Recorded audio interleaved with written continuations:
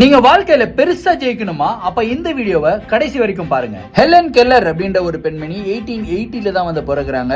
அவங்களுக்கு 2 வயசா இருக்கும் போது அவங்களுக்கு ஸ்கார்லெட் ஃபீவர் வந்துட்டு இருக்குங்க. அந்த ஃபீவருடைய காரணத்தினால அவங்களுடைய கண் பார்வை பறி போயிடுது, அவங்களுடைய காது கேட்கும் திறனும் பறி போயிடுது.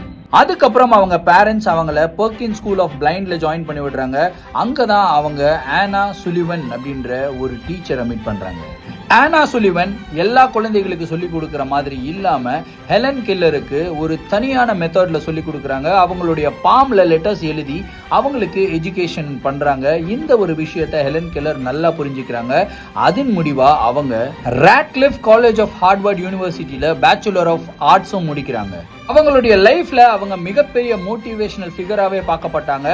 நிறைய எஸ்ஸேஸ் அண்ட் போயம்ஸ் எழுதியிருக்காங்க. கிட்டத்தட்ட 14 புத்தகங்களுக்கு மேல எழுதி வெளியிட்டிருக்காங்க.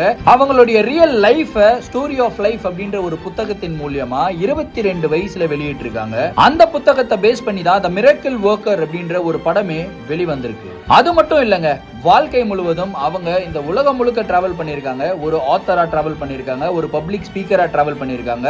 அது மட்டுமே இல்லாம டிசபிலிட்டிஸோட இருக்கிற குழந்தைகளுக்கு ஒரு மிகப்பெரிய சப்போர்ட்டரா டிராவல் பண்ணியிருக்காங்க. ஸோ அவங்களுடைய வாழ்க்கையை முழுசா வாழ்ந்திருக்காங்க அப்படின்னு வந்து சொல்லலாம். கிட்டத்தட்ட 88 வயசுல தான் அவங்க வந்து பார்த்தீங்கன்னா தூக்கத்திலே இறந்தும் வந்து போயிருக்காங்க. அவங்களுடைய வாழ்க்கையில அவங்க சாதிச்சுட்டாங்க அப்படின்னு சொல்லலாம். இன்ஃபேக்ட் யோசிச்சு பாருங்க ஃப்ரெண்ட்ஸ், 2 வயசா இருக்கும்போது அவங்களுடைய காது கேட்கும் திறனும் கண் பார்வையும் பறி போயிட்டா அவங்களுடைய வாழ்க்கை எப்படி வேணா மாறிடலாம் இல்லையா? அவங்க கிட்ட சொல்றதுக்கு நிறைய ரீசன்ஸ் இருக்குல்ல. எனக்கு இப்படி படிச்சுட்டாப்பா ஆண்டவன், அதனால என்னால என்னுடைய வாழ்க்கையில எதுவுமே பண்ண முடியல அப்படின்னு சொல்லியிருக்கலாம்ல. ஆனா அந்த ரீசன் எதுவுமே சொல்லாம இன்னைக்கு அவங்க ஒரு மிகப்பெரிய மோட்டிவேஷனல் ஃபிகரா நம்மளுடைய கண் முன்னாடி வாழ்ந்து காட்டியிருக்காங்க. ஸோ அவங்க கிட்ட ரீசன் இருந்தும் அவங்க சாதிச்சு காட்டியிருக்காங்க. நம்ம கிட்ட என்ன ரீசன் இருக்கு?